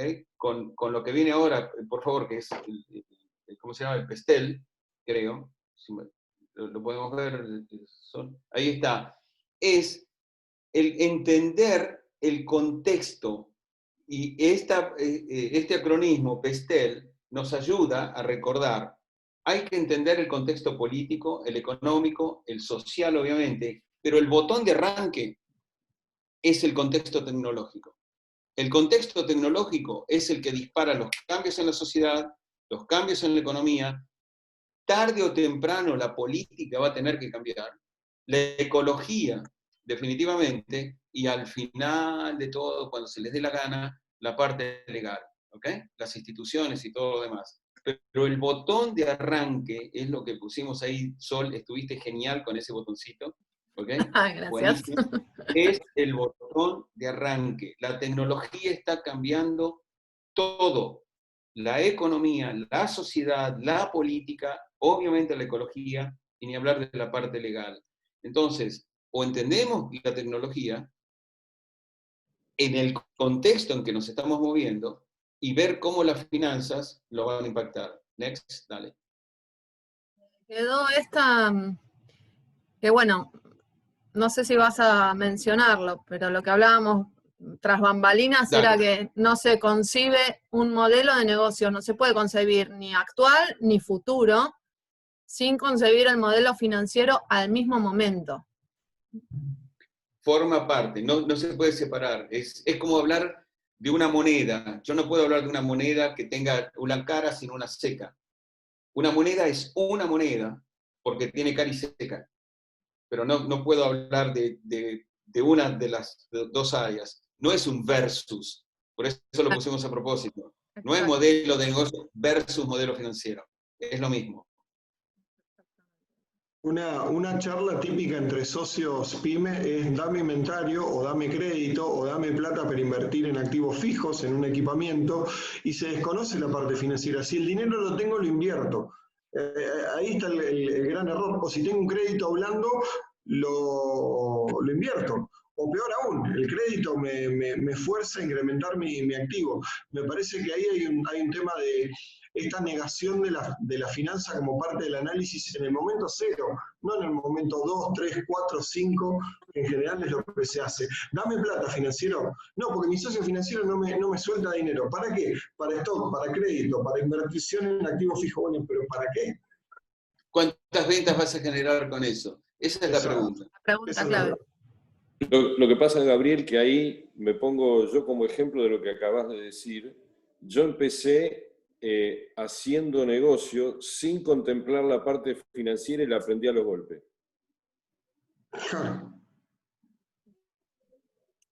Está por eso. Ahí está. Lo que queremos decir aquí, que este es uno de los mayores peligros, yo diría no solamente tecnológicos, sino sociales, que es la mala distribución de la riqueza que origina la digitalización. Y es lo que se llama el ganador se lleva todo. En otras palabras, si ponemos en el eje de las X, en el horizontal, los productos y en el vertical, la demanda de esos productos, la tiranía de la cola larga dice que se concentra en muy pocos productos el 90% de la demanda. Y si no, veamos las aplicaciones, veamos cuántas hojas de cálculo sobrevivieron, cuántos celulares sobreviven o son los que se llevan la mayor parte, cuántas computadoras, porque el Internet es democrática en la entrada, pero es despiadada en la sobrevivencia. Uno puede entrar fácilmente en cualquier negocio por Internet. El problema es que el que tiene toda la fuerza se lo lleva. Y esto trae como consecuencias compensaciones diferentes. A ver, cuando Zuckerberg compró WhatsApp, lo compró en 19.000 millones de dólares. Y eran 300 empleados los de WhatsApp. ¿Cuánto entonces vale cada empleado de los que crearon WhatsApp? El ejemplo que ponemos aquí es, Google generó 14.000 millones en beneficios y tenía 38.000 personas. General Motors generó 11.000 y tenía 840.000 empleados. Cuando yo evalúe gente, lo voy a evaluar en función a qué criterio. ¿A los salarios? ¿A lo que los sindicatos me dicen? ¿O al valor que crean? Al valor que crean. ¿Verdad? Ok, o sea, hoy las grandes empresas ni siquiera son los bancos, no son las petroleras, no son las manufactureras, no son las automotrices. ¿Cuáles son? Tecnológicos. Tecnológicas. Ni hablar. ¿Ok? Dale, Sol. Entonces, el proceso que ustedes en general hacen todos los días, y prácticamente es lo único que hace un ser humano hoy en una empresa, que es que tomar decisiones. Es increíble, pero desde que nos levantamos hasta que nos acostamos, nos pasamos tomando decisiones. ¿Cuántas de esas decisiones son racionales? El 1%. ¿Por qué? Porque el cerebro, es lo que Gaby decía al principio, ¿ok? ¿Se acuerdan hace una hora cuando empezamos? Nos es mucho más fácil dejar que el cerebro siga a nuestro sesgo, a la parte emocional. El proceso de toma de decisiones de negocios debería ser más complejo, basada en data, pero no en la data que nosotros elegimos en función de que es lo más simpático, en función de la decisión que ya queremos tomar. En otras palabras, no ser políticos, porque los políticos seleccionan la data que encaja en su ideología. Ese es el problema. En negocios, ahí es donde entra el sesgo. Yo tengo que tener un proceso de selección de data relevante, la data que es importante para la toma de decisiones. Transformarlo con sistemas. ¿Cómo con sistemas? Y ni siquiera los sistemas transaccionales. Tendrían que ser sistemas predictivos, porque el sistema transaccional me dice, en el mejor de los casos, en tiempo real, lo que está sucediendo hasta ahora, pero no me ayuda a tomar decisiones a futuro. Tengo que entender cómo hacer escenarios, cómo utilizar la técnica de escenarios, asignar probabilidades de ocurrencia, este escenario malo, este escenario bueno, este es el más probable, o lo que fuera. A eso es a lo que me refiero. Sistemas que me ayuden a tomar decisiones porque mi cerebro no da. Y sobre todo para manejar la cantidad. Sí, alguien hizo un comentario. Una consulta, Alberto. Vos Dale. lo que estás haciendo es que utilizar la data para poder generar escenarios. Eso es lo que estás intentando Mi explicar. sugerencia, Diego. Tenés razón. Sí. Es usar la data a la cual uno pueda tener acceso, ¿sí? Sea pasada, presente o alternativas, y aplicar la ley yo diría hasta de posibilidades, las leyes estadísticas de posibilidades, para que vos puedas plantearte si te pasa A, repercute en B, o si te pasa A y B, puede ser un escenario C. En pocas palabras sí, pero también es un ejercicio de modestia, Diego, porque el yo pretender con mi 1% racional, que es lo único racional que tiene el ser humano no es racional, es emocional. ¿Okay? Esto es lo que dicen los neurólogos. Es absolutamente emocional. Pero lo que pasa es que hay un 1%, además del 1% racional, que se encarga de hacernos creer que las decisiones que tomamos son racionales, cuando en realidad son emocionales. Entonces, nos está saboteando. Cuando digo que es un ejercicio de modestia el ayudarnos con sistemas, es porque pretender que con el 1% de mi cerebro yo soy capaz de manejar toda la data que es relevante para mi negocio, es ser muy soberbio. Claro, irracionalmente soberbio. Es totalmente entendible, porque uno basa sus decisiones sobre el conocimiento aprendido. Y ese es el problema, que el conocimiento ya ni siquiera es necesario. Y me está llevando a otro terreno. Ni siquiera el conocimiento ahora es tan importante como la imaginación. Total, es cierto. Es ¿Okay? cierto. ¿Por qué? Por la incertidumbre de lo que viene. Pero ese es otro tema. Entonces, cuando yo transformo la data usando sistemas en información, ni siquiera estoy ni en la mitad del proceso para la toma de decisiones. Tengo que usar mi sensibilidad, mi experiencia, mi intuición para a la información, a los índices, transformarlos en conocimiento. Y ahí viene lo más difícil, evitar las emociones. Es decir, como mi background es financiero y yo tengo que tomar una decisión de recursos humanos, mi emocionalidad me va a llevar a tomar decisiones de recursos humanos basado en mi sesgo financiero. Por ejemplo, la única manera que yo tengo de recomendar, de sugerir humildemente, de evitar eso, porque no lo puedo evitar, sino disminuir el efecto, es trabajo en equipo. Es sumar gente con sesgos diferentes a los míos. Gente que piense diferente a mí. Sí, sin ninguna duda. Que tenga un 1%, ese 1% que todos tenemos, que sea diferente a mi 1%. Por lo menos un 2%. Que tenga diferentes sesgos, ¿no? Hay sesgos como, ¿vieron el sesgo del último evento? Hay un indicador, hay una métrica buena en el último episodio, entonces estamos bien. Hay una métrica mala en el último episodio, estamos mal. Y en general hay que evitar. Eso es emocionalidad pura, ¿no? Uno tiene un problema con un cliente, el cliente dice, me entregas para la mona, y en realidad cuando uno mira, dice, no, mira, nivel de servicio 95, sí, la última semana te entregué mal, o el último mes te entregué mal. O lo otro, variar la unidad de análisis en el tiempo para licuar valles o picos y negar que está habiendo un problema. Amplío, por ejemplo. Son todas trampas que uno se hace. Depende si querés mostrar que hay un problema o depende si querés mostrar que no hay un problema.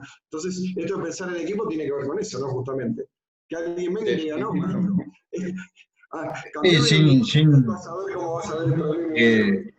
que pensar en equipo siempre con un equipo que tenga parámetros de conocimiento como para poder influenciar de forma beneficiosa, ¿no? Más vale, claro. No, yo me conecté con un productor de búfalos en la Bulaya y que para él son un problema, se le están poniendo viejos los búfalos. Y hay un amigo que está haciendo hamburguesas búfalo y no sabe dónde sacar búfalo. Y le está yendo bien porque tiene menos grasa. Entonces, claro. Creo que justamente esa parte por ahí, lo emocional de este flaco que le tiene amor al búfalo porque eran del padre, no sé qué carajo, le está impidiendo buscar nuevas corrientes. Pero ese es el chiste y lo complejo de esto, ¿no? Buscar gente que te acompañe y te tire ideas de forma positiva o que sume a la causa, ¿no? Que venga con un 1% distinto al que vos tenés, pero te pifió para la mierda. Totalmente, claro, es cierto. Puede estar pensando, ¿viste? En cualquier tontería. Entonces, repasando las laminitas, tener versus usar, o sea, el costo del otro lado de la frontera, NP. Ya les digo lo que es NP, ¿ok? ¿Cuáles son los verdaderos activos? Los que generan ventas. Cuanto más grande, mejor. Estoquearse es bueno. ¿De qué depende la generación de ventas? Modelo de negocios versus modelo financiero. Y la data, NP, son nuevos paradigmas. Entonces, dale a la otra, Soledad. Si hay tantos nuevos paradigmas, ¿no será que estamos en otra era y que ya llegamos a la curva asintótica? El punto es, este barbudo, Darwin, está puesto acá porque viene con una sugerencia, que lo ven en el fondo de la laminita, de Thomas Friedman. Thomas Friedman es un periodista, ganador 3 veces del Pulitzer, que es columnista del New York Times. Hace unos meses, o un mes más o menos, no importa, lo entrevistó Jorge Fontevecchia en Perfil. Y tiene una frase que la quisimos poner aquí, y es: la pandemia aceleró procesos, aceleró tendencias que ya venían. Y cosas que yo había pronosticado que iban a pasar en el 2030 están pasando ahora. La salida de este túnel obviamente no va a ser igual que la entrada, eso es obvio, pero los que va a seleccionar Darwin y su teoría es al que más adaptable sea. No al más grande, no al más fuerte, no al mejor, al que se adapte. Léanlo, por favor, en el reportaje. Jorge Fontevecchia, Diario Perfil, Thomas Friedman, es un articulista espectacular. New York Times escribe todas las semanas. Lean un artículo de él, además, para otras cosas, que se llama Moon Shooting. Moon, luna, shooting de espacio, de disparo, que es o del año 2008 o del año 2010, ya no me acuerdo. Moon Shooting. Thomas Friedman, New York Times. ¿Ok? Y desde ese momento no lo van a poder dejar de seguir. Es mi sugerencia. Gracias. Creo que esta es la última, ¿no, Soledad? Es la última. Bueno, abrimos el espacio de intercambio. Muchísimas gracias, Albert. Impresionante. No, por favor, gracias a ustedes. Ahora enséñenme, por favor, que ahora quiero... Yo ya puse en venta todo, Alberto, no quiero ningún activo.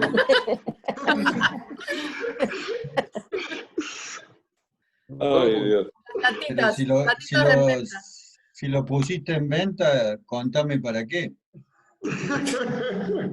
Es que ninguno brillante, señor. Brillante. Brillante. Excelente. Dale, dispare. Recién no entendiste mi pregunta cuando hablabas del avión que o le cambias el motor o se te cae. Yo lo que te pregunté es si está la fórmula para saber cuál es el momento o el tiempo para cambiar la turbina antes que se te caiga el avión.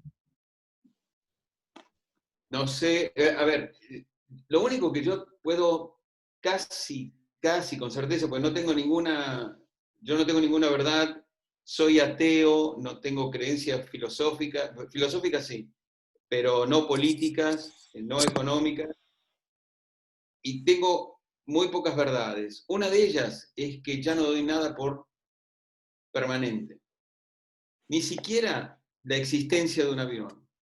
A ese grado llega mi escepticismo o mi cinismo, si querés. ¿Por qué viajar en avión cuando probablemente, opción 1, la más fácil, realidad virtual, opción 2, que alguien me transporte átomo por teletransportación? ¿Es imposible? No. Les sugiero otro libro que se llama Homo Deus, de Noah Yuval Harari. Según él, somos un conjunto de algoritmos. ¿Y cómo es que él llega a esa conclusión? Porque dice, el ser humano es mezcla de materias, carbono, hidrógeno, nitrógeno, no sé qué dice, y reacciones químicas. En otras palabras, es electroquímica el ser humano. Ergo, los elementos se combinan de una manera determinada. Esas combinaciones son susceptibles de poner en algoritmos. Ergo, el ser humano es un conjunto de algoritmos. Es una definición muy materialista, pero desde el punto de vista físico, absolutamente comprobable. Entonces, cuando vos decís, bueno, ¿cuándo me vas a poder decir si tengo que cambiar la turbina o no la tengo que cambiar? No tengo la menor idea, pero yo cuestiono la mera existencia del avión como algo necesario para transportarme. El mundo de los negocios, ¿acaso no ha cambiado con el tema del Zoom, Google Meet? Totalmente. Una de las razones por las que yo abandoné mi carrera corporativa es porque estaba al borde del colapso. Yo viajaba 3 semanas y algo por mes, me las pasaba en aeropuertos, en aviones, en hoteles. Había días en que yo me levantaba y no sabía dónde estaba, ni para qué estaba en ese lugar. Hoy Bienvenido, ¿verdad? Bueno, ok, eso hoy no lo haría. Mirá los paradigmas cómo cambian. Y es uno de los favores que le debemos a la pandemia. Es una de las cosas buenas que dejó la pandemia. Y eso, absolutamente. Bien, estoy de acuerdo. Yo tomaba 3 aviones por semana y de repente no tomé más nada. ¿Te das Exacto. cuenta? Me tomo una Coca-Cola mientras hablo por la compra. ¿Te das cuenta? Bueno, pero los primeros días salió corriendo más o menos por alrededor de la casa. Ah, por Ahora que supuesto. Pegado en las Porque se paredes. acostumbró. Claro, obvio. Otra vez, el sesgo. Ujú. Ahí está el sesgo. Hay un punto que a nosotros nos tocó con la consultora en una charla, un emprendedor que la empresa se dedicaba a imágenes diagnósticas, ¿no? Entonces nos explicaba que antes el negocio estaba en tener un tomógrafo, en tener un equipo de ecografía y tener al profesional que lo maneje. Hoy por hoy, todos los equipos son electrónicos y te mandan las imágenes por internet. Por lo tanto, se abría la posibilidad de que los equipos de imagen en Europa, en Estados Unidos, envíen las imágenes para que la analicen profesionales argentinos, porque lógicamente el costo de la mano de obra era más barato. Entonces, el negocio estaba en poseer el equipo, o el negocio estaba en el conocimiento. Y fíjense cómo hay una captura del margen, una captura de la rentabilidad del negocio sin tener ningún activo, simplemente analizando las imágenes que se generan en Europa de un español que va en Madrid a un centro de diagnóstico. Imagínense un diagnóstico Maipú, por citar, pero que se llama un diagnóstico Madrid. La imagen viene a Buenos Aires, la analiza un profesional de Argentina y la devuelve a España en cuestión de un par de horas, ¿sí? Prácticamente en vivo. Entonces, fíjense Par de cómo... horas, par de minutos. Exacto. Par de minutos. Entonces, el tema está usar el activo y la pregunta es incluso superior, ¿no? Es, ¿necesito el activo? ¿Dónde está el negocio? Es como, había un paper en los que estudiamos negocios que era la miopía del marketing y hablaba de cómo los dueños de los... Discúlpame, y eso va a ser hasta que un programa saque el promedio de las respuestas de ese médico y lo borren al médico también. Según las imágenes que pasaron. Exacto, entonces ahí está la pregunta, ¿no? ¿Dónde está el negocio? ¿Dónde está la venta? ¿Dónde está el negocio? Me parece que hay un punto de reflexión muy importante ahí, ¿no? Por ahí van los tiros. Ahora, también hay que ser consciente de creo que Carlos lo mencionó, la inestabilidad. El famoso concepto VICA con B corta, ¿lo conocen? Sí, Volátil, incierto, combinatorio y ambiguo. Ese es el medio de negocios donde nos estamos moviendo, VICA. Volátil, incierto, combinatorio y ambiguo. O sea, no sabemos cuándo va a terminar, cuándo va a empezar, qué es lo próximo. Bienvenidos. Por suerte ya estoy de salida, ¿viste? O sea, ya está. No me tengo que preocupar por eso. Ya estoy en otra cosa. Bueno, para cerrar, que Alberto tiene otros compromisos universitarios. Alberto, ¿querés vos dejar una última semilla a ver si germina? No soy bueno para esto, me conocés, Gabriel. Solamente agradecerles, yo la pasé seguramente mejor que ustedes, me encanta eso. Para cerrar nos tenés que decir algo lindo, porque si no salimos de acá y nos suicidamos todos. Esa es la idea. ¿Vos escuchaste, Carlos, hablar de Hannibal Lecter? ¿No viste El silencio de los inocentes? ¿Te acordás? Hannibal Lecter. Okay, no está en mí, en mi personalidad, dejar ningún mensaje marketinero. Lo dejo a los chicos, a Gabriel, a Soledad y a Pablo. Solamente en serio, yo la pasé muy lindo, muchas gracias. Y a lo mejor no, ¿sabes qué? Lo único que pudiera dejar es innovación. No queda otra que incentivar la innovación. Hay un gran cuestionamiento hoy en la clase gerencial, en todo el mundo, que es que es una pregunta, obvio. ¿Qué es más importante? ¿El conocimiento o la imaginación? Einstein tenía una respuesta, ¿no? ¿Qué es más importante? No, me decepcionaría si tenés una respuesta, Gabriel. Me decepcionaría. Es lindo tener siempre preguntas. El conocimiento ya no tiene valor en lo que hemos aprendido en el pasado. Estamos en otra era. Ese es el mensaje de la última lámina. No, pero está claro que la combinación de los dos hace el desarrollo de lo nuevo, ¿no? O sea, no sé Para si- vos está claro, Carlos, para mí no lo está. Para mí no lo está. Para mí tampoco, Alberto. Yo creo que el conocimiento es bueno, la experiencia también, pero hay que hacer una sumatoria compleja ahí, ¿eh? Muy compleja. Muy compleja.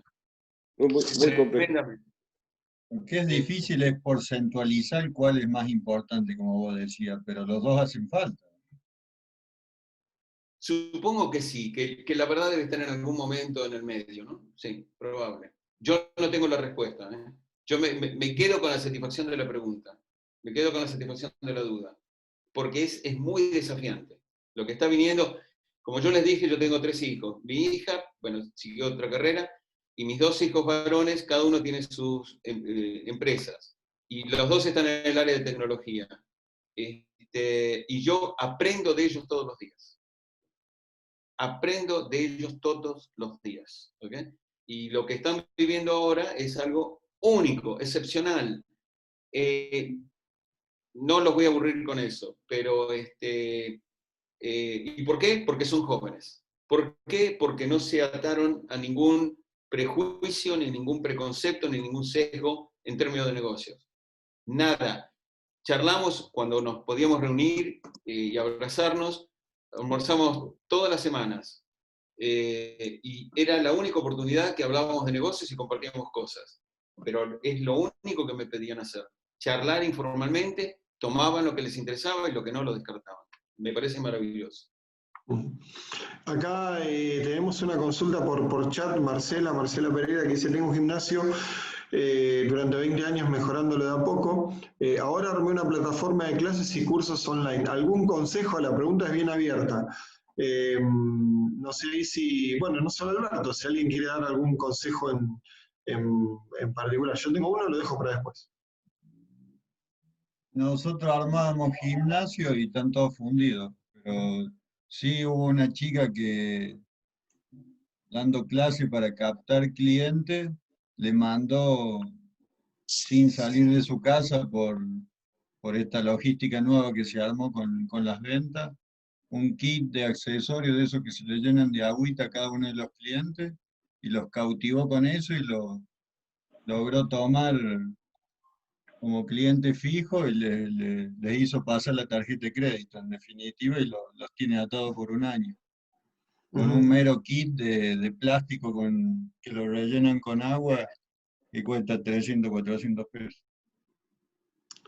Bueno, eso peso bien invertido, ¿no? Para que multiplique. Creo que va ahí. Sí, una forma de que no se les vayan escapando los clientes, a todos los que tenían anotado en el gimnasio, les mandó el kit avisándole que ahora las clases eran en línea y pidiéndole que la acompañen con un plan anual por tarjeta de crédito. La otra sería tal vez alquilar los equipos. O sea, mandárselos a los clientes como una especie de leasing, mandarle el equipo y alquilárselos. Tomando tu idea, Carlos.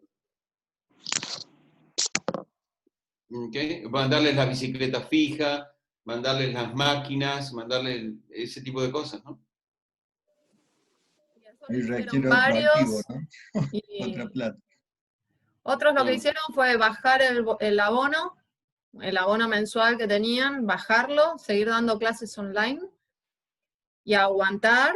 Y la idea es tener el protocolo bien armado, porque ahora el 1 de octubre, por ejemplo, el Sport Club ya tiene planeado abrir en función al calendario que el gobierno de la Ciudad de Buenos Aires tiene estipulado. Y ya mandó comunicación respecto a que las máquinas van a estar a 2 metros, todo el protocolo de ingreso, el protocolo durante el ejercicio, etc. Eso es lo que va a ser. La competencia que había entre los gimnasios era feroz, te digo, porque nosotros le armamos Megatlón en Buenos Aires, y hoy me contaba la gente de Megatlón. No se te escucha, Carlos. Hola. Ahora sí. No, te decía que la competencia entre los gimnasios era feroz en su momento, los llevó a apilarse a lo negro adentro, la cantidad de usuarios que había por gimnasio para que dé el número del negocio era tremendo, estamos hablando de hasta 5.000 socios por sede, y hablando con la gente de Megatlón ahora, reduciendo según protocolo, le da un déficit de varios millones al mes, que se tiene que reconfigurar todo el negocio cuando abran, como entiendo que le pasó a las peluquerías, le pasó a más de uno que, bueno, los restaurantes sin ir más lejos. Hablando con los chicos de Tucson, me decían lo mismo, tenía 140 cubiertos y me costaba, ahora que tengo que armar para 70, imagínate la reconfiguración del negocio que tiene que armar, y pensando en ir a pérdida por lo menos 6 a 8 meses para ver hasta que se estabilicen los precios de vuelta, que es lo que le da el diferencial a fin de mes. Porque... en la misma onda positiva, un par de números.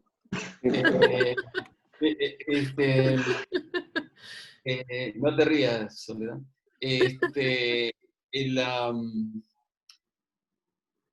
Spotify. Spotify te factura $3 por mes, $3 por mes, por la suscripción Prime, por la suscripción Prime de su servicio. Tiene 500 millones de usuarios, Spotify. Factura por año, por lo tanto, hagan las matemáticas, unos $5.000 millones al año. Spotify, 5.000 millones. ¿Cuántos son las exportaciones de maíz que hace Argentina con todas las tierras que lleva el maíz, con el trabajo que lleva el maíz, con la gente que tiene atrás el maíz? $5.000 millones. Utilizando las palabras de Gabriel, ¿quién se lleva la ganancia? ¿Spotify o el productor de maíz? Claramente Spotify. Ok. Repito, en la misma onda positiva de Carlos. ¿Ok? Bueno, gente, Alberto, te agradecemos enormemente. Espero que el resto de la gente que está participando lo haya pasado tan bien como los que la pasamos bien. Alberto, un placer enorme. Hace años que nos conocemos. Extrañaba estas charlas de buen nivel. Estoy en lo personal encantado y les agradezco al resto también por haber participado. La verdad que es un lujo poder pensar en estos tiempos de prisa, detenerse un par de horas a pensar, es un lujo. Así que les agradezco que se hayan Gracias a unido. vos, Gabriel. Y gracias a los chicos, en serio. A todos ustedes. Muchas gracias. En serio. Gracias, Alberto. Un placer enorme. Gracias, chicos. Gracias a todos Chao, por Pablito. participar. Chao, Sol. Chao. Chao, Albert. Gracias a todos. Chao. Chao. Buena clase ahora. Bueno, gracias a todos, gracias a todos por sumarse. Esperamos que les haya gustado y les haya sido útil tanto como nos parece a nosotros. A mí, en lo particular, me sumó un montón. No sé a ustedes. Así que gracias y los esperamos en la próxima, que seguramente sea en 15 días y tenga que ver con la inteligencia artificial. Que no sé si está Andrés por ahí. Creo que ya se bajó. Ahí está, ahí está. Así que bueno. Nos esperamos en 15 días como para charlar sobre lo que viene, ¿sí? Y desmitificar un poco lo que es la inteligencia artificial, que parece algo tan lejano y tan cibernético, y en realidad no es tan así. Bueno, Andrés lo va a explicar mucho mejor que yo en 2 semanas. Excelente. Bueno, gracias a todos. Buenas noches. Chao, gracias a todos. Chao, buenas noches. Chao.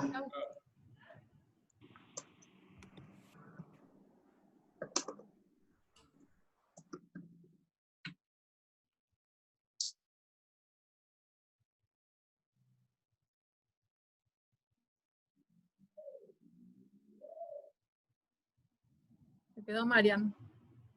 ¿Están ahí todavía ustedes? ¿Polacho?